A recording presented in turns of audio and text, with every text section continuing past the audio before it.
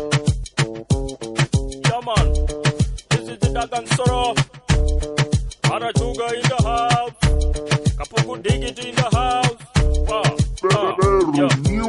This is the joyride with the rainbow goddess, the rainbow goddess. This is the joyride with the rainbow goddess, the rainbow goddess. Hi there, and welcome to Joyride with the Rainbow Goddess. I'm Itzel, and today I'm going to be teaching you how to make vegan aioli. Now, vegan aioli is just a fancy word for mayo, because mayo seemed to have gotten a really bad rep some time ago when people were counting calories or thinking that fats were bad. But I feel like mayo is a perfect addition to like burritos, tacos, to top certain dishes, or for dressings even. In fact, I put mayo on my last pizza and everybody loved it. Now, I'm teaching you how to make this recipe not only because it's a staple in my refrigerator, but also because next week I'm going to teach you how to make my jackfruit tuna salad. It's so delicious. Now, the reason that I make my own mayo is one, it saves me a lot of money. And number two, there are certain ingredients that I don't love that come in most packaged foods that I can completely avoid when I'm making it myself. And three, my batches are much bigger than when I buy it in a jar. So yeah, let's head to the kitchen and get started. Okay, so this recipe is pretty quick and easy to execute. You just need the magic ingredients and you don't need a fancy blender or anything. And we're going to start with 2 cups of soy milk. Now, whenever you're using a soy product, I always recommend that you use organic. It's not only better for you, it's good for the environment and also good for the farmers.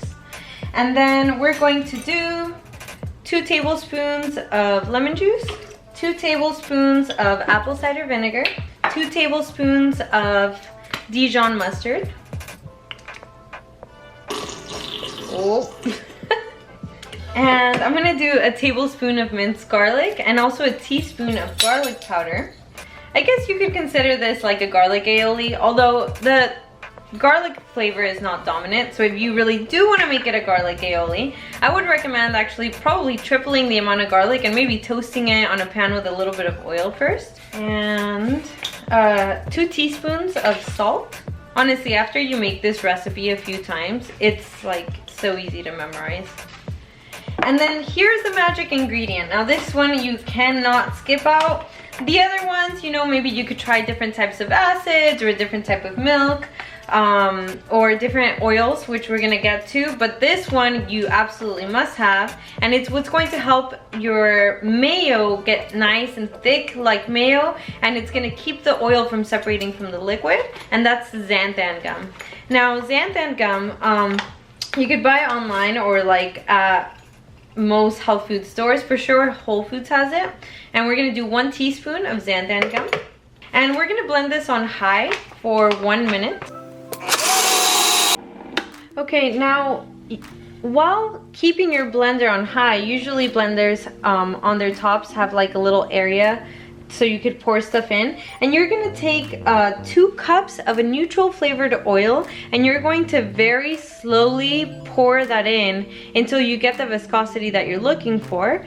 Now, something to take into consideration is that it is going to go in the fridge, so I wouldn't use like a refined coconut oil because that would probably get too thick in the fridge. So what I like to use is avocado oil, but you can also use an organic or non-GMO canola oil.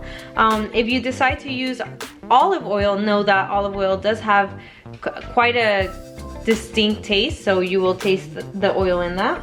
Right now, I've only poured in about 3/4 of a cup, and it has already gotten really thick. Now, the flavor is good enough that you could actually add more water and keep adding the oil, and you can finish the oil. Or if you want a lower fat and stronger taste mayo, I would leave it right there. A lot of times I just leave it right there.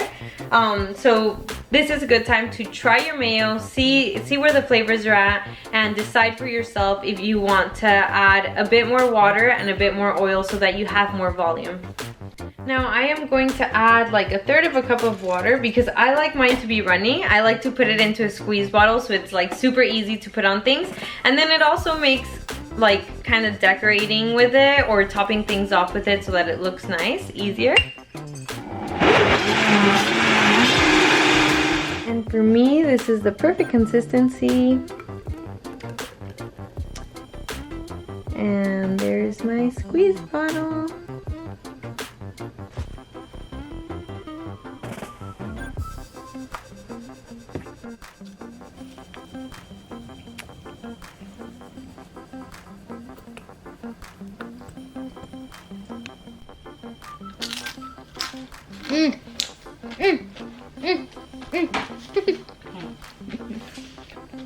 That's the good stuff. Mayo, you win my heart over. Mayo, I love you so much. By the way, I always put the full recipe that I use in my description below. Thank you so much for watching. Please let me know if in the comments if you have any questions, or I would love to hear more video suggestions. Honestly, every week or most weeks, I'm like, shoot, what should I make a video about this week? So if you have any ideas or anything you'd love to learn about, please let me know in the comments. And if you have not yet subscribed to my channel, go ahead and do that now. I put a video up every single Monday, and I would love to see you back here. And if you did like this video, give it a big thumbs up. Thank you so much. I love you. Have a healthy, happy life. Yeah.